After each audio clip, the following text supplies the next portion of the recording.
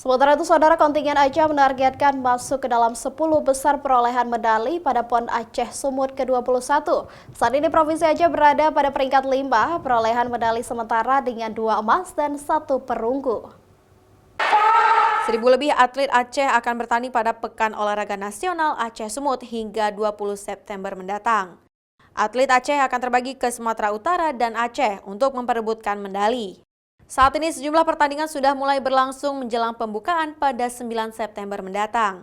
Hingga kemarin, Aceh masih berada di posisi kelima perolehan medali sementara, dengan 2 emas dan 1 perak dari olahraga aerosport, cabang paramotor yang berlangsung di lapangan udara Malikus Saleh, Aceh Utara.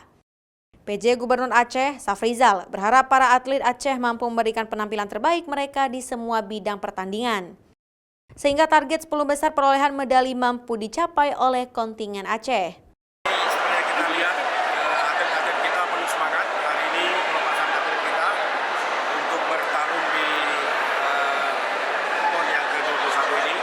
Separuhnya kita tuan rumah, separuhnya Sumatera Utara yang sebagai tuan rumah. Kita lihat dari semangatnya, hari ini kita optimis separuh tuan rumah dengan atlet yang cukup besar kali ini diberangkatkan, kita bisa menembus target daripada PONI menembus 10 besar. Selama ini kita sudah hampir ranking 12 Indonesia. Mudah-mudahan pada pertarungan atau mendapatkan PON kali ini kita bisa menembus 10 besar Indonesia. Meskipun beberapa cabang pertandingan telah berlangsung, pembukaan PON Aceh Sumut direncanakan akan dibuka oleh Presiden Jokowi pada 9 September mendatang yang berlangsung di Stadion Harapan Bangsa, Banda Aceh. Syahril, Kompas TV, Banda Aceh.